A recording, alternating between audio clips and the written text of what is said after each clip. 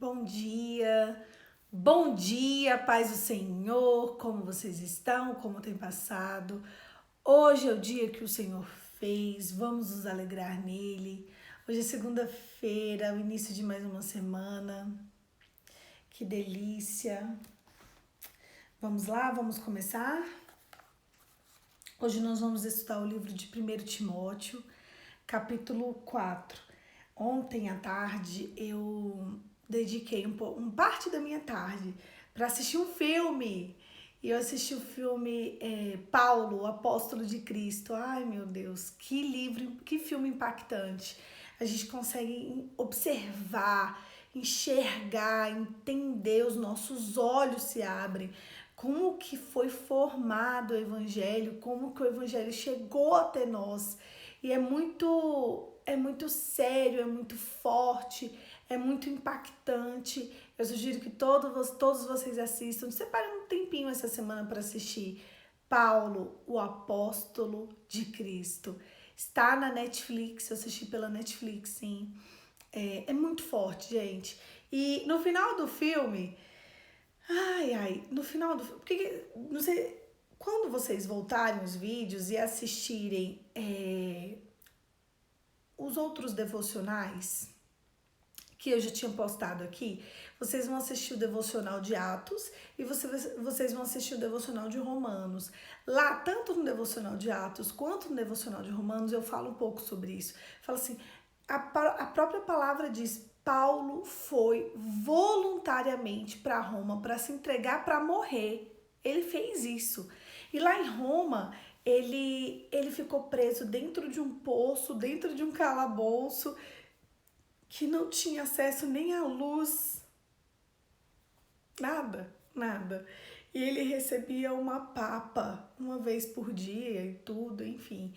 E Lucas, ele era médico, foi Lucas que escreveu Atos, foi Lucas que escreveu alguns livros também, porque Paulo foi ditando, né?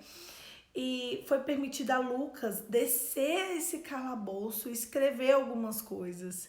E ele escreveu, ali ele escreveu Atos, ali Lucas escreveu também essa carta a Timóteo.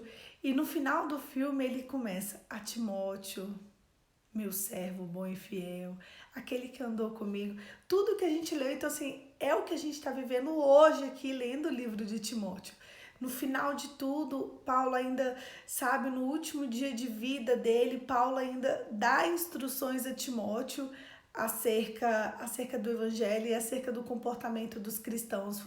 É muito lindo, é muito forte.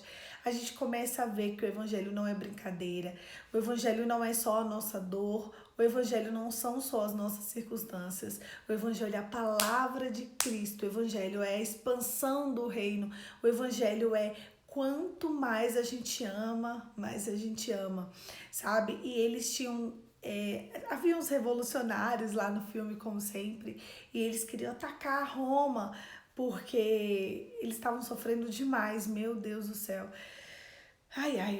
O filme não é um filme que você não ri, você não consegue, assim, ter um momento de gozo. Não é um filme que te traz um prazer, é um filme que te traz intensidade, é um filme que te mostra, sabe, como é o evangelho. E tem uma parte no filme também que quando ele escreve algumas cartas, né? Aí carta de Éfeso também mostra ele escrevendo a carta de Éfeso, mostra um pedaço da carta de Coríntios e ali ele começa a discorrer sobre o amor. Ele apanha muito em um dia e ele discorre sobre o amor.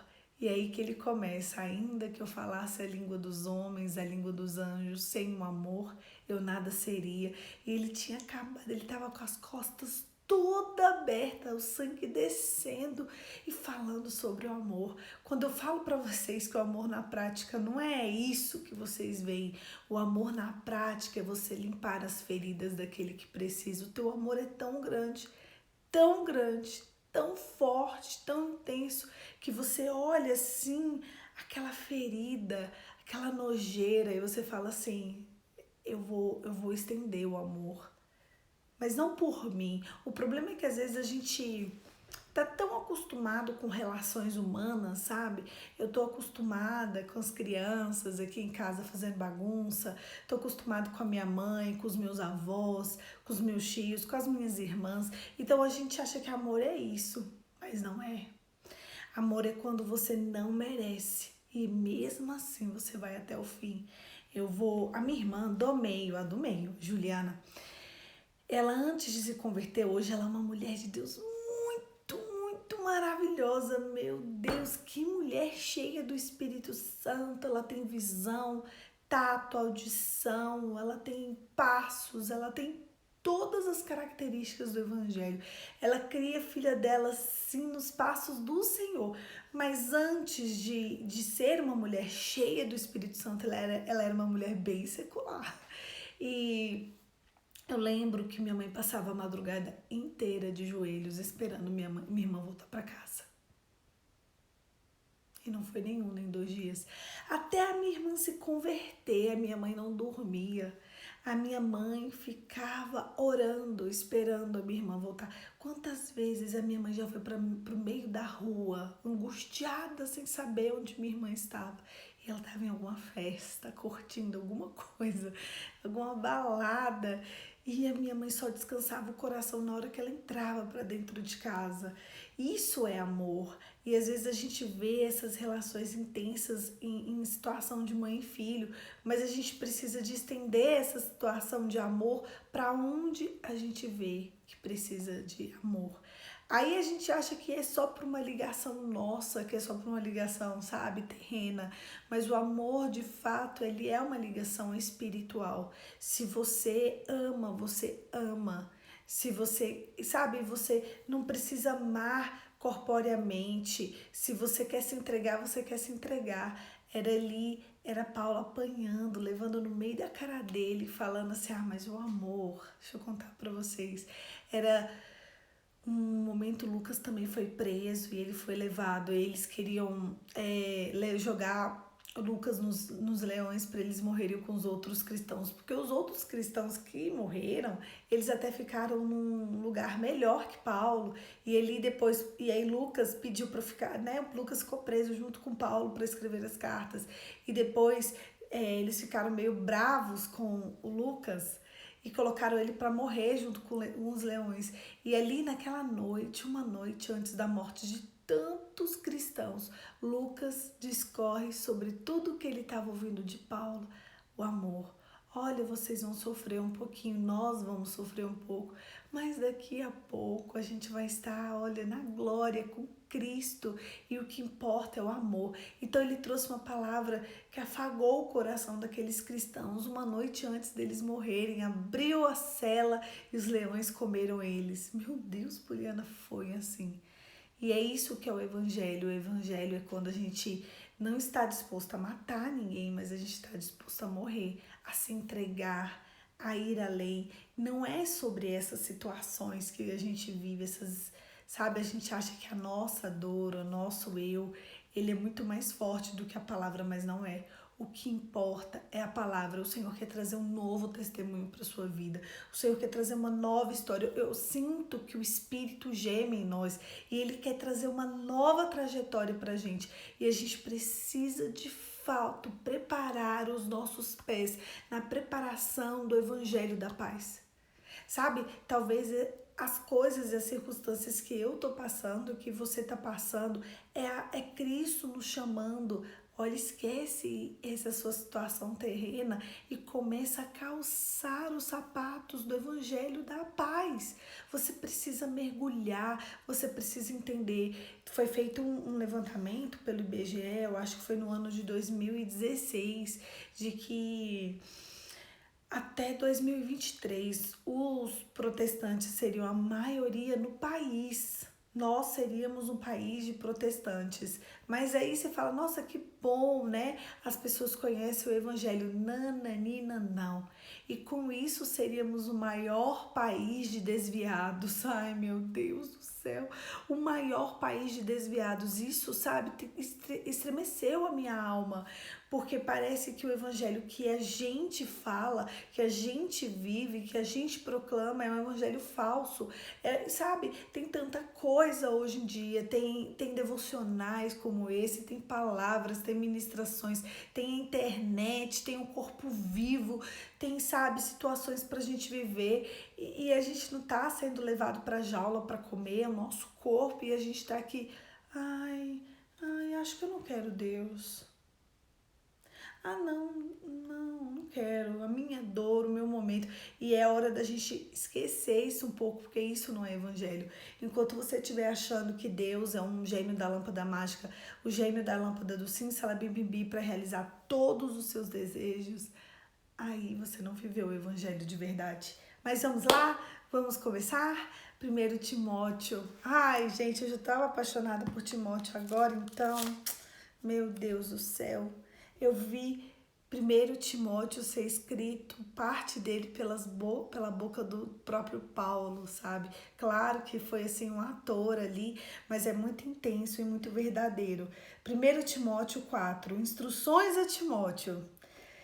O Espírito diz claramente que nos últimos tempos alguns abandonarão a fé. Meu Deus, o que a gente estava falando? Pronto, já acabou. Eu nem tinha lido isso ainda. Olha, vocês verem como o Espírito Santo é forte? Vamos lá, vou ler de novo. Instruções a Timóteo. O Espírito diz claramente que nos últimos tempos alguns abandonarão a fé, seguirão espíritos enganadores e doutrinas de demônios. Tais ensinamentos vêm de homens hipócritas e mentirosos que têm a consciência cauterizada, proíbem casamento e o consumo de alimentos que Deus criou para serem recebidos com ação de graça pelos que creem e conhecem a verdade. Pois tudo o que Deus criou é bom e nada deve ser rejeitado, se for recebido com ação de graças, pois é santificado pela palavra de Deus e pela oração. Se você transmitir essas instruções aos irmãos, será um bom ministro em Cristo, nutrido com a verdade da fé e a boa doutrina que tem seguido. Rejeite, porém, as fábulas profanas e tolas, exercite a piedade. O exercício físico é de pouco proveito a piedade. Porém, para tudo é proveitosa, porque tem a promessa da vida presente e da futura. Essas são as afirmações fiel e digna de plena aceitação, se trabalharmos e lutarmos, e porque temos colocado a nossa esperança no Deus vivo, Salvador de todos os homens, especialmente dos que creem. Ordene e ensine essas coisas. Ninguém o despreze pelo fato de você ser jovem, mas seja um exemplo para os fiéis na palavra, do procedimento, no amor, na fé e na pureza. Até a minha chegada, dedique-se à leitura pública da Escritura, à exortação e ao ensino. Não negligencie o dom que lhe foi dado por mensagem profética com a imposição de mão dos presbíteros. Seja diligente nessas coisas, dedique-se inteiramente a elas, para que todos vejam o seu progresso. Atente bem para a sua própria vida e para a doutrina, perseverando nesses deveres, pois agindo assim você salvará tanto a si mesmo quanto aos que ouvem. O texto ele começa falando daquilo que a gente estava comentando, eu nem tinha lido ele antes de falar com vocês, que é sobre nos últimos tempos as pessoas iriam abandonar a fé. As pessoas iriam seguir espíritos demoníacos e doutrinas de demônios. Sabe, eu vejo que uma das doutrinas que o inimigo da nossa alma tem plantado no coração dos cristãos de hoje em dia é um Deus extremamente que realiza o desejo do seu coração mediante o que você sente. O mundo ele prega apenas uma parte da história. Ah, Deus é amor. Se Deus é amor, então eu posso fazer o que eu quiser porque Ele me ama. Deus é amor, querido, querida. Mas Deus também é fogo consumidor. Deus, Ele quer uma única coisa de mim, de você. Obediência. Obediência.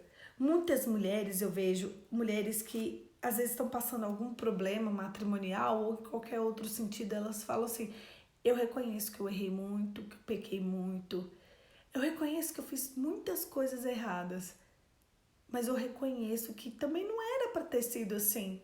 Eu também acho. Eu também acho que, na verdade, não é nem tanto o seu erro. É como o inimigo entrou na sua casa e você nem percebeu. Às vezes a gente vai deixando o século nos corromper um pouquinho aqui, e vai deixando o século nos corromper um pouquinho ali, e vai deixando o século assim entrar dentro, um detalhe, outro. Ontem eu estava assistindo os stories de algumas pessoas que eu sigo e tudo, e eu vi uma menina da minha igreja e ela estava em uma festa de uma menininha de 1 ano. Linda festa, linda, só que não. O tema era feminismo, mulheres incríveis. E ali, em formato de desenho, uma festa muito bem arrumada, num piquenique, sabe? Tudo muito colorido, com essas mentoras do feminismo em desenho, e tinha coisas, sabe? Embalagens e tudo bem caricato. E ali a mãe tava com uma mesa toda com aquele símbolo do feminismo. E eu olhei aquilo ali e me deu um nó na garganta. Eu voltei os stories umas 50 vezes. E eu falei, 1 ano. 1 ano. A menina tem 1 ano. Meu Deus, a festa de 1 ano. 1 ano da menina é a celebração do feminismo.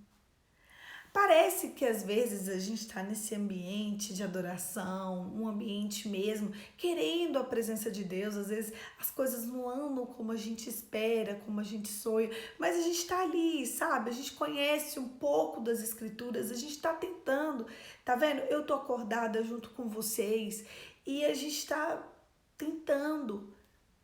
Mas uma festa de 1 ano celebrando o feminismo. É demais pra gente, não é?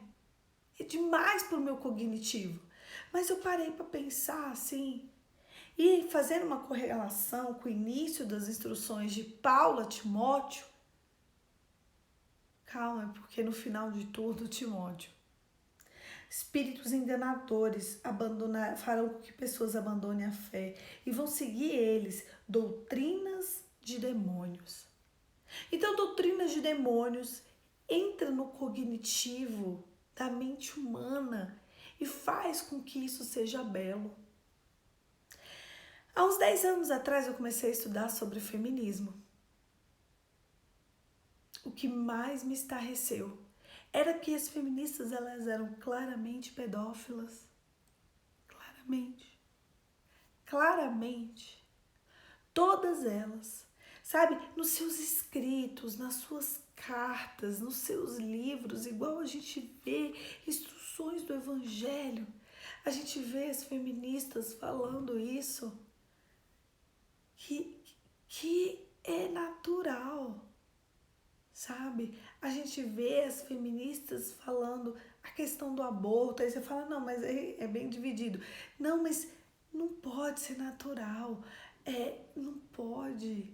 Sabe, são tantas coisas, tem mais de 10 anos que eu mergulho nesse mundo, nesse ambiente, só para eu ver, para eu entender. E eu leio são os textos delas, e quando eu leio, desde sempre, eu nunca, sabe, eu sempre falei, meu Deus, é isso? Eu convido vocês a estudar um pouco de Frida Kahlo, Simone de Beauvoir e essas outras, para ver se vocês ficam ali. É cada atrocidade que saía do coração delas em relação às relações humanas. E o pior é que se você vira para uma mulher dessa hoje e fala assim, me conte os 3 pilares do feminismo, por favor. Nenhuma delas vai saber responder. Aliás, não posso julgar a maioria delas. Isso é ensinamento de demônios. O feminismo traz uma separação dentro de casa com a própria família. Se você está passando um desafio muito grande na sua casa, mas muito grande, querida, muito grande, começa a conversar com o Espírito Santo e pergunta para ele se você não tem raízes feministas dentro de você, dentro do seu coração. Que uma a uma vai ter que ser arrancada. Não existe a menor possibilidade de uma mulher ter uma raiz de feminismo dentro dela e ter a presença do Espírito Santo. O feminismo e o cristianismo são antagônicos entre si. E isso é muito sério. Eu e você precisamos de ter essa realidade, essa correlação. O primeiro ponto que uma mulher faz quando ela não é feminista, mas ela tem raízes de feminismo dentro dela, a primeira coisa que ela já faz é já acabar com a raça do marido dela, porque nunca é suficiente. Quando separa, nossa senhora, todo mundo, sabe, ela defrauda ele, ela engana, ela fala tanta coisa dele para todo mundo tem que ficar sabendo de tudo. Vocês precisam de tomar cuidado com o comportamento. O Evangelho fala sobre obediência, o Evangelho fala sobre como a gente se comporta em relação ao que a gente vive. Esse espírito de demônios e esses ensinamentos, eles vêm de homens hipócritas e mentirosos. Eles têm a consciência cauterizada. Se eu falar com vocês hoje não é o tema e a gente já está precisando de encaminhar para o final, por causa que hoje é segunda, dia de batidão e vambora. E se eu contasse para vocês iam falar assim, Poliana, eles estão cauterizados, eles estão. A própria palavra de Deus diz, eles têm a consciência cauterizada, eles proíbem um casamento. Vem cá, quando você entra ali no explorar do Instagram, as trends que tem, meu Deus, sobre vida 2, a maioria é, fiz um filho com meu namorado. Até hoje ele não me pediu em namoro, casamento. E moramos juntos, sei o que moramos juntos. Essa realidade do casamento, eu tô começando a observar que é a realidade da minoria. E ainda essa minoria que realiza o casamento, nossa, o que a gente vai pro tribunal não tá de brincadeira. As pessoas esqueceram, as pessoas não entenderam, as pessoas não sabem o que é de fato um casamento. É proibido o casamento, hoje já é proibido o casamento, se vocês forem analisar. Ah, vai casar? Pra que vai casar? Não, você. Pra que morar junto? Sabe, eu tenho uma pessoa muito querida. Ela namorava com um rapaz, ela decidiu casar. Aí ela não decidiu casar. Ela falou, quer saber, isso é mais prático, eu já quero mudar logo. Mudou pra casa dele. Eles moram juntos, vai fazer 1 ano que eles moram juntos. E nem se fala em casar. Não casaram nem no civil, não fizeram nada. Simplesmente moram juntos. Colocaram uma aliança aqui na mão esquerda e moram juntos. E ele esses dias virou pra mim e falou assim, eu sou casada. Falei, meu Deus, você não é casada. Eu sou casada. Por que eu não sou casada? Por causa de um papel? Tá bom, então tudo bem. Não vai adiantar. E ali a gente finalizou uma conversa. Por causa de um papel. Não é só papel, queridos.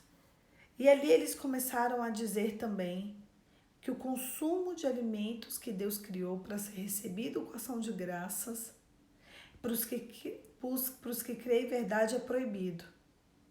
Gente, tudo que Deus criou é bom.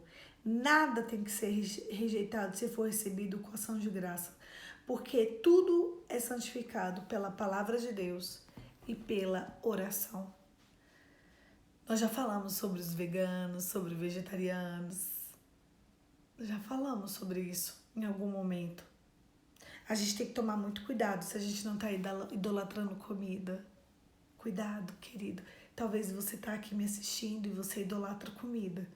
Coisas acontecem com você que não era para estar acontecendo. Porque o teu Deus é a tua comida. Não se deve idolatrar comida. Comida é comida e adoração é adoração. Comida é feito para comer. Existem certos animais, existem certos alimentos que Deus fez para a gente comer. Não foi para idolatrar. Então a gente precisa observar muito bem todas essas coisas, a gente precisa observar tudo o que Deus deixou. Qual é o teu padrão? É o que Deus deixou, sabe? Ontem a minha pastora fez um levantamento na igreja e ela perguntou, fui pro culto, eu sempre vou pra igreja 2 vezes por dia, no domingo eu vou de manhã e de noite, e se tivesse culto todos os dias, eu ia todos os dias. O católico, o bom católico, ele vai à igreja todos os dias, sabia que tem missa todos os dias? Por que eu não posso ir para a igreja todos os dias? É bom demais, meu Deus do céu. Ele vai ali, ele assiste a missa dele todos os dias e ó, vida que segue. E eu gosto muito, muito, muito, muito, porque quando as pessoas viram para mim, nossa, vai para a igreja 2 vezes por dia no domingo, vou. Há quantos anos? Há uns 10 pelo menos, enfim, vamos lá. E ontem no culto de manhã, minha pastora fez um levantamento. Quem já leu a Bíblia toda? Nem 25%. Quem já leu a Bíblia toda em um ano? Nem 25% da igreja levantou a mão. Aí depois ela fez à noite o mesmo levantamento. Quem já leu a Bíblia toda em um ano? Nem 15% da igreja levantou a mão. E eu olhei e falei, meu Deus, esse é o padrão de igreja que a gente tem. É um povo que não entende, que não mergulha, que não calça os pés na preparação do Evangelho da Paz. É hora de calçar um novo sapato. É hora de correr, de buscar da palavra, das Escrituras. O inimigo da nossa alma, ele planejou colocar na nossa mente de que as Escrituras era algo difícil de entender. Mas o dia que você mergulhar,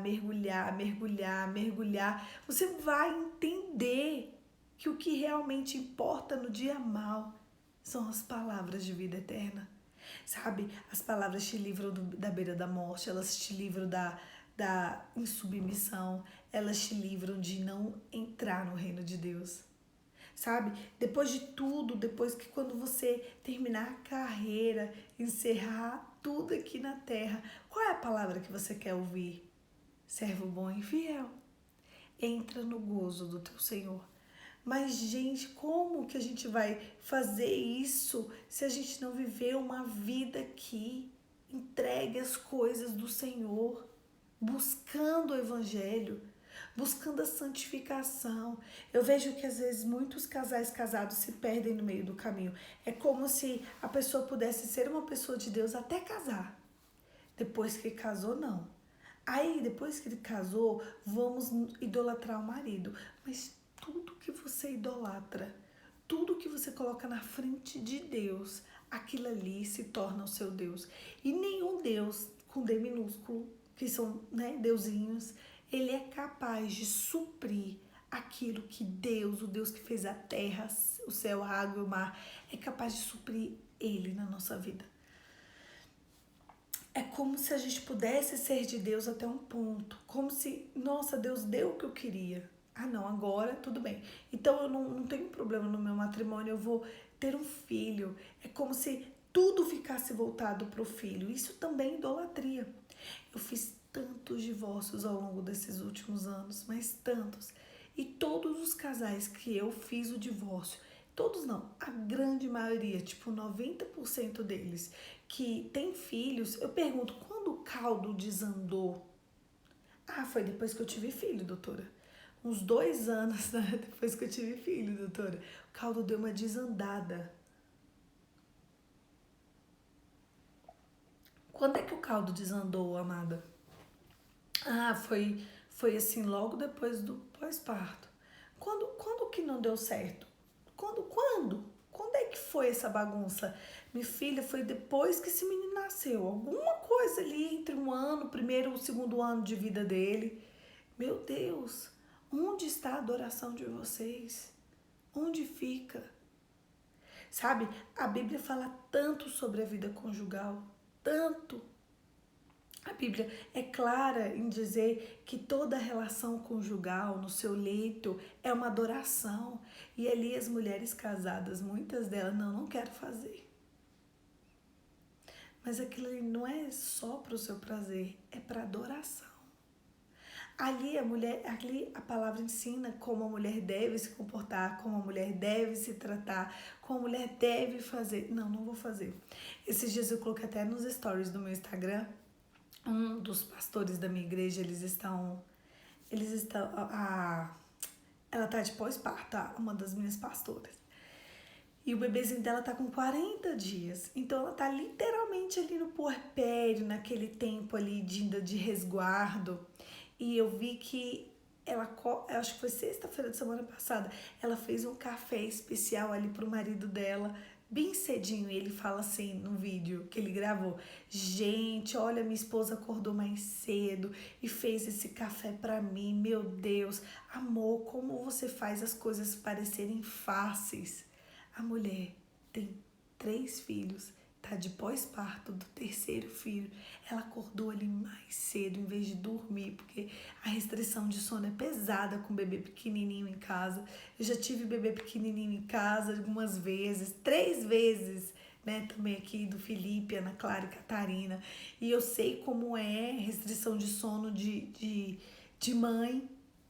E em vez dela dormir 5, 10, 15 minutinhos a mais, ela foi lá, não foi lindo? E ela fez um café diferente para ele, do jeito que ele gosta, entregou para ele. Talvez aquele ali seja o único ato de carinho no dia, a correria das crianças, a amamentação, dar banho 1, dar banho no 2, dar banho no 3, nossa, é uma correria, sabe? Mas ela tava ali, entregando o amor ao primeiro amor dela e entendendo o que é de fato viver uma vida em casal. Então a gente precisa de entender e de estar com a nossa mente projetada e programada 100% nas coisas do Senhor. Você sabe, Poliana, qual a maior guia, a maior bússola, o maior mapa para uma pessoa casada? É a palavra. Poliana, maior mapa para um solteiro é a palavra. E para um divorciado é a palavra. E para o viúvo é a palavra. Sabe? As pessoas enchem meu direct perguntando se tal coisa ou tal coisa é pecado. Se ela deve ou não deve desistir. Vocês acham que eu vou falar sobre isso? Ah, aconteceu tal, tal e tal coisa. Eu devo desistir? Não, não deve desistir. Aconteceu tal e tal coisa. Poliana, eu vou parar. Não, não para. Poliana, tal coisa é pecado? Mas, gente, tá tudo aqui, ó. Tudo, 100%. 100%. Tudo que eu sei, tudo que eu sou, tudo que eu vivo, tá tudo aqui. Tudo que eu aprendi ao longo da minha vida. Não tem nada, absolutamente nada além do que tá aqui nessas... Deixa eu ver quantas páginas tem aqui nessas... 1407 páginas. Pronto. Nossa, mas um livro de 1407 dá pra você ler em um ano. Todo ano dá pra ler uma vez. Então, você quer saber o maior guia, o maior bússola? É a palavra. A palavra é o que vai nos conduzir para a vida eterna. Eu tenho certeza que se o teu coração, a tua mente, o teu espírito e a tua alma estiver entregue à palavra, com certeza você vai sair dali renovado. Não deixe se enganar por espíritos enganadores. Não deixe que sua mente cauterize com as coisas do mundo. As facilidades do mundo, elas são limitadas a isso aqui. E não é isso que Deus quer para mim, não é isso que Deus quer para você. Você tem uma bússola, querido. Você tem uma bússola que te leva para a vida eterna. E o nome dela é Palavra, Espírito Santo. É Jesus. Jesus precisou sair do posto dele, sabe? Vir aqui na terra encarnado na figura de Cristo, descer de um ventre materno, teve que aprender a andar, teve que aprender a falar, teve que aprender as próprias escrituras, ele teve que ser ensinado, ele teve que ter o caráter dele ali moldado pelas mãos do oleiro e por fim ele teve que entregar, ele teve que se entregar por amor a mim e a você. E isso é o que importa, isso é que precisa estar firme e fixo no seu coração. Olha, as expectativas é de que sejamos um país de desviados nos próximos anos e que esses desviados não estejam nem você e nem a sua família no rol dos desviados. Eu quero muito do fundo do meu coração que quando a gente complete a nossa carreira, a gente chegue no céu, a gente se encontre lá e a gente fala, foi bom ter passado por muita tribulação juntos, porque nós estamos juntos aqui passando por muita coisa. Poliana, foi-me bom, deu certo, Sabe, eu escutei, servo bom e fiel, entre no gozo do teu Senhor.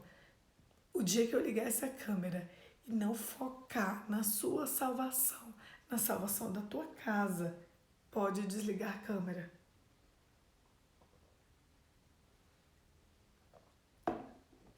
Nada, nenhum projeto seu, nenhum projeto meu, nenhuma conquista, nenhum desejo realizado, nenhum sonho correspondido pode ser maior do que estar na presença de Deus aqui na terra.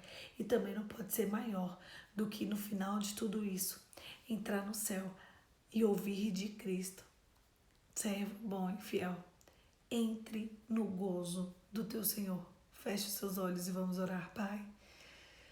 Em nome de Jesus, nos perdoe, Senhor, pela nossa pequenez, nos perdoe pela nossa falta de humildade, nos perdoe, Senhor, porque muitas vezes a gente coloca o desejo do nosso coração, as nossas tribulações, os nossos anseios na frente da Tua palavra. Nos perdoe, Senhor, porque às vezes a gente não lê a Bíblia e fica totalmente perdido e sem direção. Por isso, hoje de manhã eu te peço, nos realinhe a Tua história. Em nome de Jesus. Amém. Amém, queridos. A palavra de Deus é um bálsamo para a nossa vida. Não deixe de calçar os seus pés. Prepare os seus pés na preparação do Evangelho da Paz. É isso que vai garantir com que no dia mau você permaneça firme de pé. Amém? Um beijo. Fica com Deus e amanhã, 5h45, eu vou estar aqui com vocês para a gente poder compartilhar um pouquinho da palavra de novo. E é isso. Até amanhã, se Deus quiser.